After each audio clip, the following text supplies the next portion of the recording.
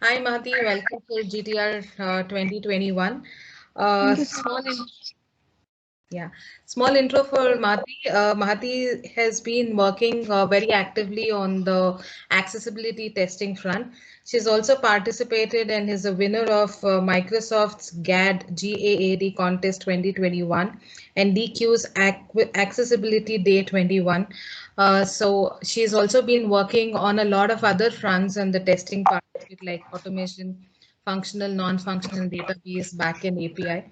Currently working with persistent systems, Mahati has chosen to speak about accessibility testing fundamentals. Very warm welcome to you, Mahati. Thank you, Dipti. Thank you for the warm introduction. Yeah, Hello everybody. Welcome to my session. I will be speaking today on accessible much. Why am I even using this exclamation? I would be giving you the reasons shortly. I'm Mati. I work as a senior engineering lead quality with Persistent Systems Hyderabad, and I would be covering the basics or fundamentals pertaining to accessibility testing. So this will help you start your journey also with accessibility. 2 years before, I could not even think of accessibility testing as a part of my work. But slowly I gained familiarity with this and I've been advocating for accessibility. Why are many firms considering accessibility as a requirement? That's because when we develop a solution or a product, we need to ask ourselves, is this product accessible much? Is this product accessible to everybody out there? And is everybody in your house, say you have senior citizens in your house, old people, your grandparents, are they able to use this product? If children are there, are they able to use this product? Not every product caters to everybody, but you should see in such a way that your product caters to many people. So that's the basic intention behind my session. And now, what's accessibility? Accessibility Bharti, sorry for basically, the interruption, but can you go to the presentation mode? yes, 1 second.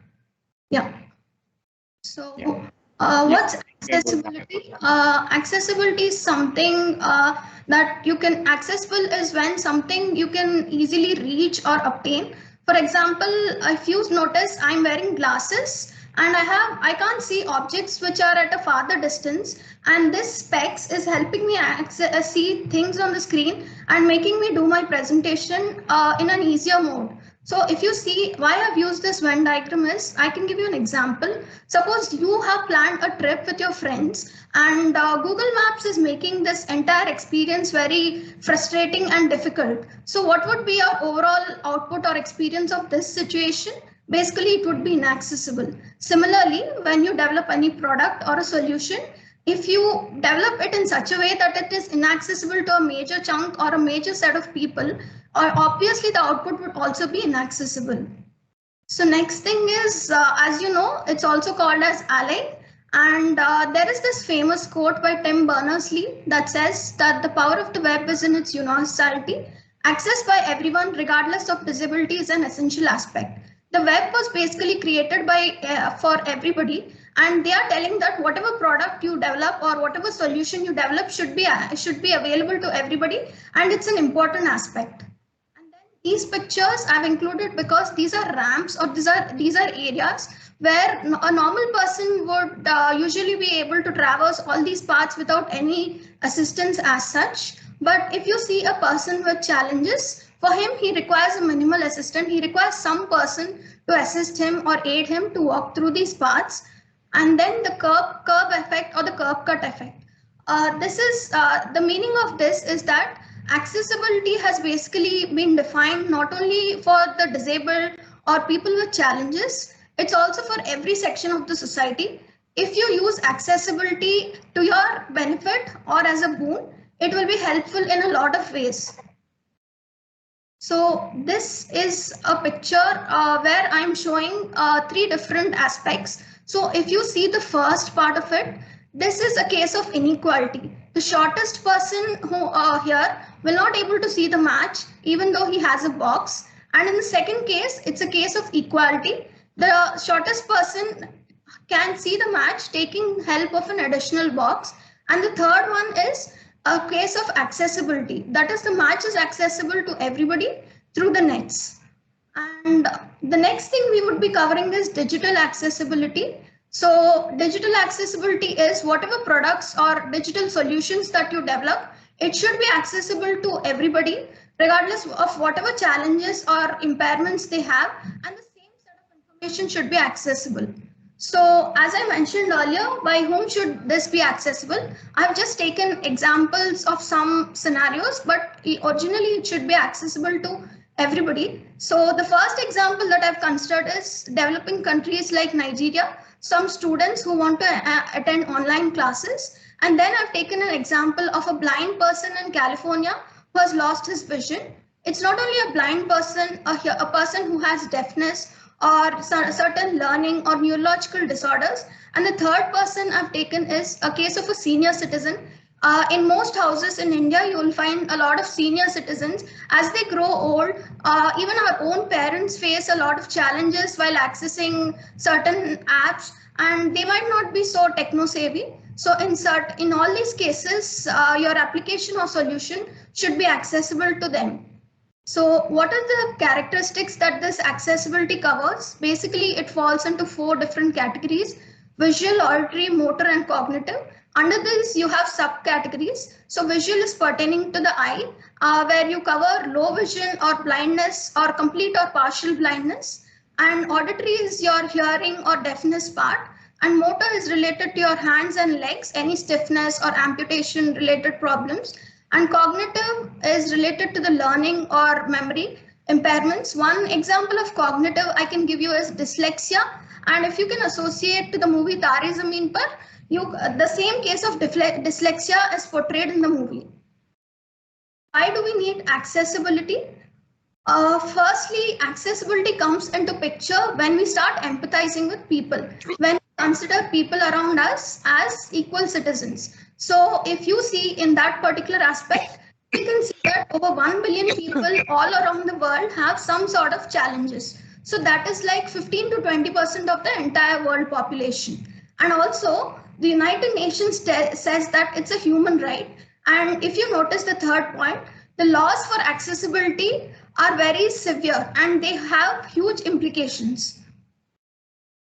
And the other benefits are like if your product is accessible to a major set of people, it helps you build a relationship with a larger community. And product-wise, your product would also be smart, and then it fosters innovation and helps your brand compete with the other products in the similar area. And it also minimizes certain legal risks or implications. So it's also a human right. Here I've considered an example of Stephen Hawking. So Stephen Hawking had a motor neuron disease all through his life. For him, a disability was not a challenge because he had proper support of his family, and also he was able to scale to greater heights. But this is not the case with most users. So they would be having some or the other challenges and have to depend on their family members or colleagues at workplace. And then reaching to a wider audience, if you see 61 million people in the US and 135 million people across Europe have some sort of disability. So your application should cater to all these sections of people. And also it's a civil right. Here I've considered examples of 3 companies, the first one being Target. So there is a non-profit organization called National Federation for Blind. So they have raised a case against Target Corporation, telling that their site was not accessible to the blind users especially, and they were fined an amount of $6 million. So Target had no other option other than to make changes and settle this issue. The next example that I am taking here is Netflix, and everybody knows Netflix. So this was again raised by similarly another non-profit organization, National Association for Deaf, and they had to also bear $755,000 billion as fine. And the most recent case was that of Domino's. Here, a blind person was trying to order a pizza through their mobile and web app. So he wasn't able to order through both of the apps. So, and then his experience was so frustrating. So as a result of which, Domino's was penalized $4,000. So these are certain cases where accessibility violations and guidelines were violated. And so they had to pay a huge amount of fine. And then, as I said already, there are many international laws and regulations country-wise. So United States, when it comes to the US, they have Section 508 Amendment and the 504 one. And the most prominent one being the ADA. It's called the Americans with Disabilities Act.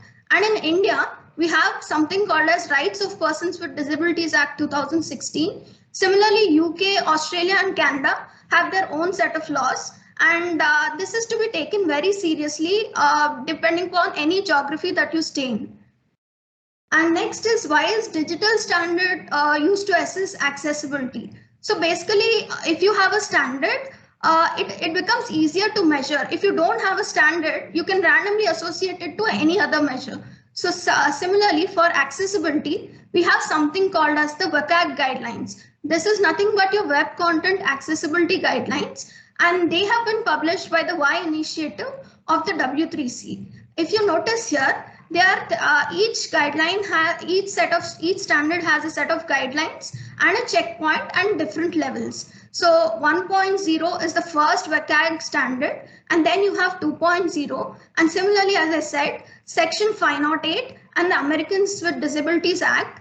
And if you know the World Wide Web Consortium, they develop standards mostly for the web-based technologies like HTML, CSS, AJAX, and many other things like this. And the Y initiative have defined guidelines that help incorporate accessibility in organizations or firms. And your WCAG guidelines provide a standard. And the first such WCAG standard came about in 2008. And the recent one being in 2021. This is based on 4 principles. These are called as the POUR principles. P stands for perceivable, as to how I comprehend it. Operable, as the name suggests, how I can use it or how I can navigate through it. Understandable is how can I understand it or how can I grasp it. And robust, meaning how can I access it or interpret it. And these principles have a set of conformance levels. So these are the 3 levels. The first one being level A, which is the minimal. Any organization or firm should satisfy this level. And the level AA is the acceptable level of compliance, and AAA is the optional one. So every firm or organization should at least satisfy level A and level AA to get through the accessibility checks. So the next thing is, what are the common accessibility failures? So there is a project called WebAIM. This conducts an accessibility audit on 1 million sites every year. And out of their survey, they have portrayed some of the reasons for accessibility failures. So the first one being low contrast text. If you see, this attributes to 85% of the most common accessibility failures. And then we have missing alt text for images, and then followed by empty links. And the last one, if you notice, is missing document images, which account to 20 to 30%. And some examples for assistive technologies. As most of our users here are challenged people, so we require some aids to assist them in their day-to-day works. So here, what would really help them is assistive technology. And some examples of this would be screen readers and screen magnification software and alternative input devices. Screen readers basically read text on the screen and help them with what is actually present on the screen. So screen magnification software is like, it's similar to your zoom feature, but zoom feature enlarges the whole screen, while your screen magnification software enlarges only a portion of the screen. So like this, there are many assistive technologies that aid the challenged people according to the impairment they have. So the next is the Chromebox demo. So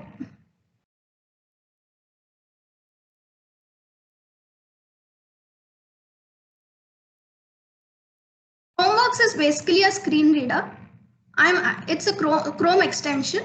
So I'm adding it to my browser.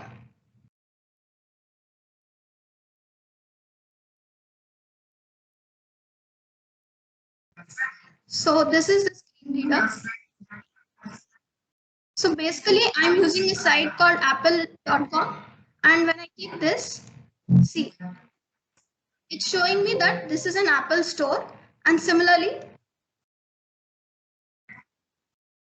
So it's basically telling what kind of control this is. And so like this, it's showing us basically what is present on the screen, and it's aiding it's aiding the challenged user to have a better experience. So I'm removing this, and let's get back to the presentation part.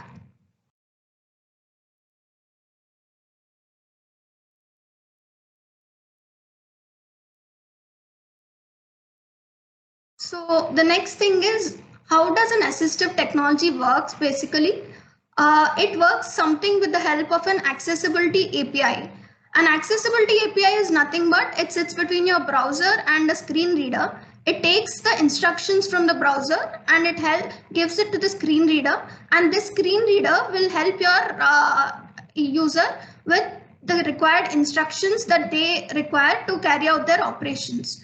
So what is an accessibility API? Basically, it's a kind of an interface between, it's a kind of a mediator between your user interface and your assistive technology.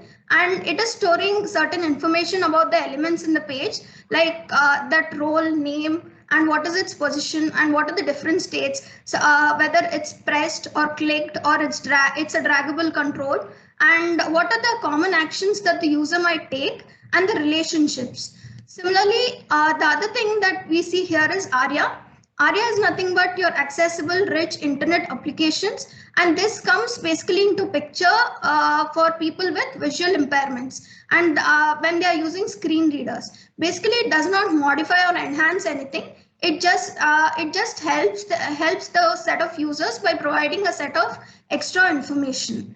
So this is a case which I told you earlier, and this is a case of a contrast issue. So if you notice here, the left side image has a low contrast compared to the right side part. Although the right side is a little better in terms of contrast. So there is a success criterion defined for this according to level AA. And that is, it has to maintain at least a contrast level of 1:4:3. And for the visual presentation of text and images, it should have 4:5:1. For larger text, it should be having 3:1. And incidental and logo types have no kind of levels that have to be maintained. So this is another example that I've considered. And this is a contrast level issue that I will be showing. So I'm playing the video. This is an Indian government site that I have taken. It has a contrast level issue if you notice. If you can see in the right part, there is a certain specified contrast ratio that it has to maintain. Currently, the contrast ratio is 2:1. So we are basically rectifying the contrast issue here.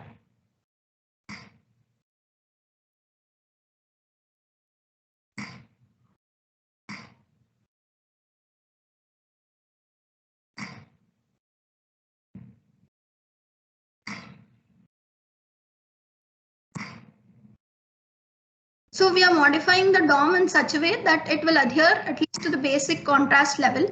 We are changing the color coding pattern.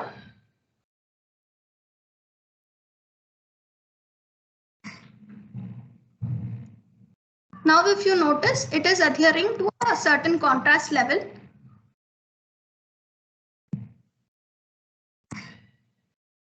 So it is passing the accessibility check. Similarly, the next one is also a demo. Okay.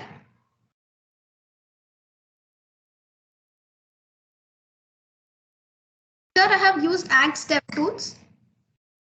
And Axe DevTools is also a browser plugin. You can install it. And the advantage with this is when you install this, it will show you all the issues that are existing in your page.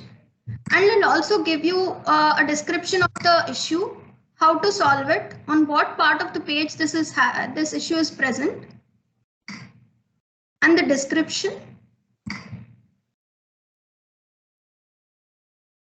And what are the steps you need to take to resolve this issue. It will also show you any similar elements, and it will also, here it's navigating to the DQ University. Basically, this is a very good site that gives you an insight into how you can solve this issue and a detailed description.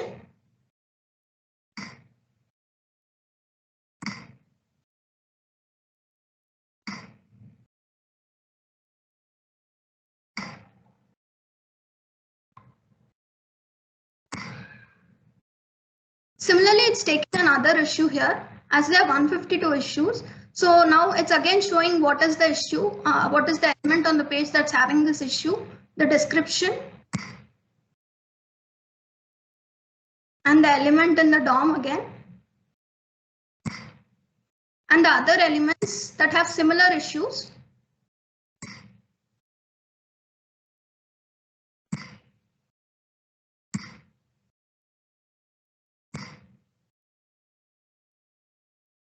So this was another demo where how we can use AxDevTools to resolve accessibility based issues. Now accessibility as a part of your SDLC cycle. So where does accessibility fit in? So if you consider accessibility from the design phase, that is from the creation of your wireframe and then to the product backlog and the sprint backlog and to a stage where you deliver or ship your product, accessibility is required in every phase and it's embedded in every phase. So what does accessibility do if you're embedding it in your cycle? So basically when you get a story in a QA cycle, you would have earlier performed a certain set of tests like an exploratory test or certain automation which would include UI and API checks. Now, if you're incorporating accessibility, you can perform certain manual accessibility checks and automated accessibility checks. So what would this basically do? It would enhance the quality of your product and builds a trust in your client and have a good customer experience. So what are the different tools that we are using for accessibility testing? So basically these tools are divided into 3 categories, and the most common one being the ones with the human assistance. So for this, for the challenged users, mouse is of no use. So basically they depend on keyboard. And if you notice, keyboard is the most commonly used tool for them. And a combination of keyboard keys like Control plus L, the tab key or the Shift plus tab combination, or your arrow keys or the space bar. And under the semi-automated category, you have Axe, Wave, and Google Lighthouse. And in the automated part, you have the Axcore library in different flavors. Now we are coming to web accessibility. Why I have covered web accessibility in particular is, although there has been a rise in the adoption of mobile apps, many people still have been using web apps, websites and web applications to a larger extent. So certain things related to web accessibility are images without alt text. So all images should have certain text that helps them identify it, or missing alt text or missing or empty alt text is one of the issues. And then links with no link text is another area of web accessibility, and contrast level issues are the most significant ones. And the tabbing or navigation or theming related issues. If you have seen my previous demo related to screen reader, most of the tabbing or navigation or theming related issues occur there. And font sizes, distracting font sizes have always been a problem to challenged users. And also when you use color palettes, you have to use it in such a way that you have to use colors which are not distracting, not too bright or not too dull. And certain benefits of web accessibility are they're easy to use. If your site is made accessible, everybody can use it without any difficulty. And there would be a lot of satisfaction in the users who use it, and they would be happy and they would want to come back again and again. And if you know the concept of SEO, your site would be the most searched one. And it also avoids us avoiding on legal complications, and your company brand would again be boosted. So certain common alley bugs that I would be covering here would be these. And I would not go in depth into everything, but I would tell you some things like zoom 200%. Suppose you're using a mobile app or web application. If you're changing the zoom level, how is your application looking? Or you can check, these are the common, this is one common alley bug. And ARIA, as I've told you earlier, do you have some ARIA which is giving you a picture about your HTML DOM or elements that you use? And then is the keyboard navigation proper? Mostly as the users would be using keyboard, there will be a lot of keyboard related issues, and there will be no sync between your screen reader and keyboard. That is also one of the common alley bug. And crappy captions and your desired color contrast levels, if they are not maintained, that is also one of the alley bugs. And also consistency across the app. Suppose if you have an application and you have something called as view details link, is it consistent across all your pages? If I have this view details on left corner on one page and in the right corner or in the top bottom corner, that is not consistency. So these are the common alley bugs. So when it comes to bug advocacy, I would be advocating my bugs on these lines. So basically, what is the type of accessibility and what is the impact that it has caused? What kind of tool I have used, or what is the alternative? And what standard does it not follow, like level A, AA, or AAA, and what should be the expected behavior? So here I have, although there are many companies that are implementing accessibility, I have considered two examples, one of McDonald's and the other is Nike. And McDonald's has created a quality packaging solution called as EatQual for people with challenges. Basically, if they rest their head on the burger, they don't require any kind of assistance with their hand to open the packaging or pack and eat it. And similarly, Nike had helped a patient called Mike who had cerebral palsy.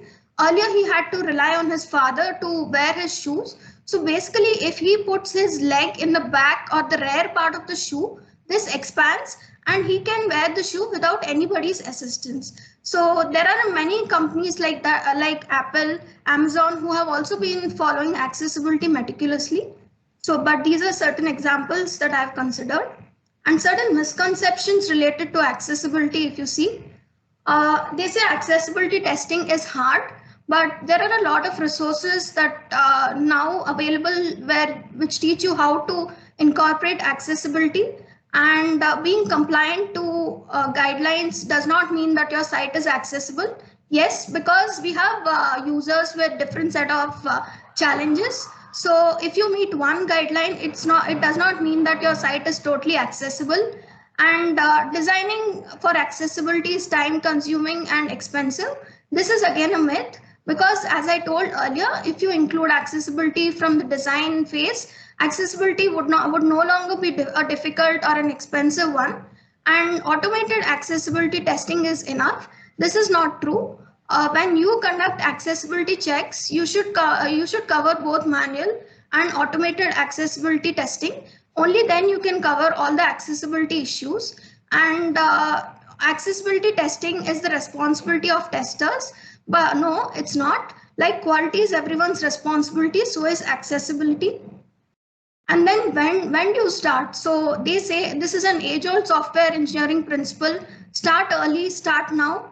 So start as early as you can. Like when you have an idea of that you are developing a certain product, sit with your UX team, and also if you can involve people with certain challenges, it would give you a good picture on how you can design your product, and educate your entire team how you really want to make this successful. And also use certain set of automated accessibility tools, or as manual or automated alone would not catch all the alley bugs.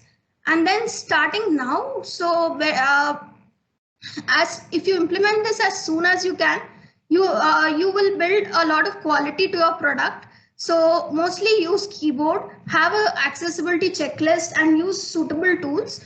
Anything new would definitely take time, and humans resist change, and it's not easy to incorporate every aspect as soon as we start taking it up, but at least we can focus on one, so that we can resolve at least challenges of certain section of people. And then how did I bring accessibility into my team? So basically, first I worked on the awareness part. I started talking about accessibility and created certain good set of slides. And then I started educating myself every day on accessibility and what I really want to tell my team about. And then I chose certain set of individuals in my team along with me who would be interested in this. And then I continued the research and created a report. And basically on the coaching part, I became an SME or advocate for Ali from my team. And I explained them all the concepts related to accessibility. We also did a certain set of POCs. And finally, I coached my team and brought them up to scale. This is a typical accessibility test checklist, and there may be many such checklists. You can go to the W3C site or the WCAG guidelines. So this is a checklist that shows that what are certain accessibility tests we can do. So basically, we can check whether the labels are correctly written or placed or not, and when we are playing videos or audio, is it audible or is it visible, and is the sync correctly done? And then we can also check on keyboards, are the keys properly working? And then on web pages, we can also see, is the heading unique and the link text is properly written, and are the contrast levels being maintained? Then this is a general set of checklists that every website has to satisfy for accessibility. So as you know, in every website, we have a lot of links. So there should be certain link text, and this link text should be descriptive. If it's not descriptive, a person with challenges may not identify what kind of control it is. Is it a button or is it a link?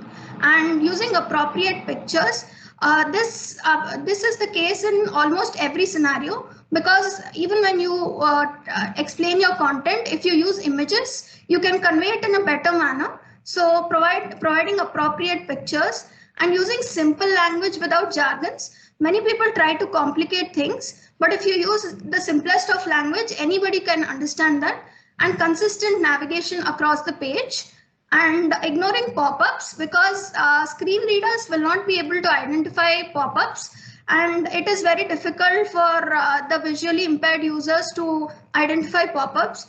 And CSS layouts over HTML elements, because CSS is providing a structure to your page. And instead of using large sentences in your pages, you can use a small or a very simple sentence. And don't use marquee text, as in don't use any shiny text. These are certain resources that I have used for my presentation. And this book, Inclusive Design for a Digital World, is a really good book. I advocate everybody to read this book if you have a chance, and this is freely available. And at the end, I would like to conclude by saying that all the disabilities that exist are not due to the disability, and mostly are people-related issues, as Jerry Weinberg says. So thank you, everybody, for attending my presentation on accessibility. Thanks, Mahati. That was a very brief and very good points to know, actually. We have one question. Do we have a list of segregated accessibility aspects that can be tested manually and automation? Yes. You would be getting this on the DQ portal. There is a site called dq.com. I'm typing it in the chat.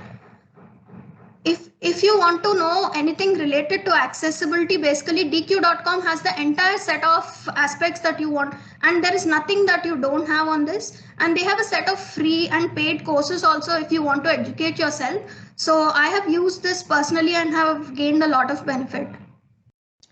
Great. Thank you for sharing it. Do you recommend any accessibility certifications?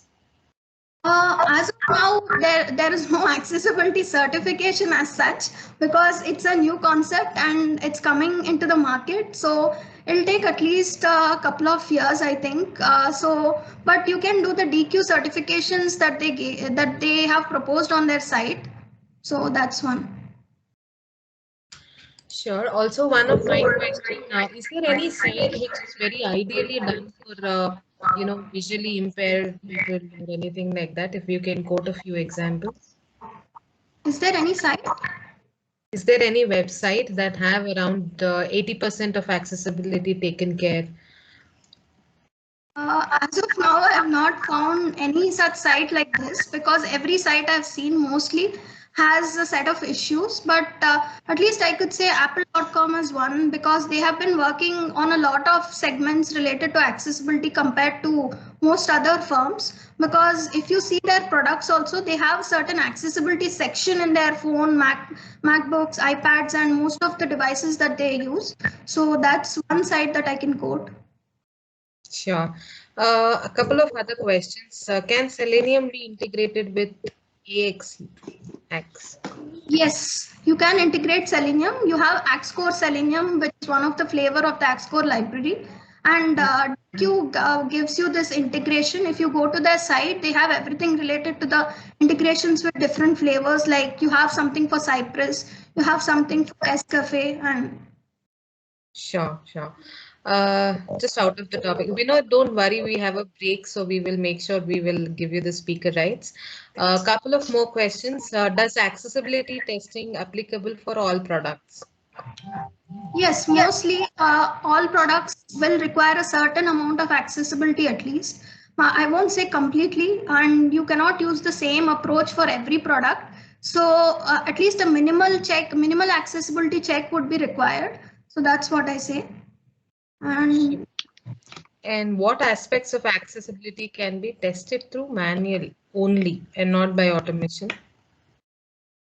What aspects can be tested through only manually, like certain keyboard navigations or something like that on your site. If you want to do tabbing, or you don't have to automate that part, right? You can just go to your keyboard and simply type some combinations. Okay. Sure, I think that's great insights. I think we have there's one more. What are the challenges while implementing accessibility compliance standards? Actually, the one challenge that I've noticed is when you're using certain set of automated tools, even if you use automated tools, the adherence to the conformance levels would be only 57%. And also that is one. And the second challenge is that when you take applications which are relatively large, implementing accessibility in certain systems would be relatively difficult compared to the simpler systems, because accessibility is not one single area. It's an umbrella and it's a plethora of topics. You need to cover everything. So those are the major challenges that I have observed till now. Okay, cool. Any automation tool for mobile app accessibility checks? Mobile accessibility I've not worked on till now, so just used web. So I'll get back on this. Yes. Sure. Thank you so much, Mahati. That was a great session. Just give me 1 minute to share my screen. Thank you.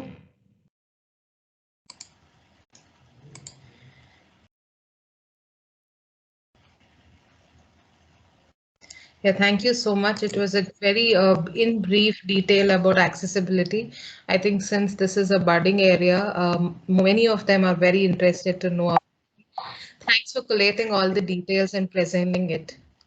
Thank you, Deepti. Thank you, Agile Testing Alliance and Aditya sir also for the opportunity. I'm humble. Thank you. Great. Thank you for joining us.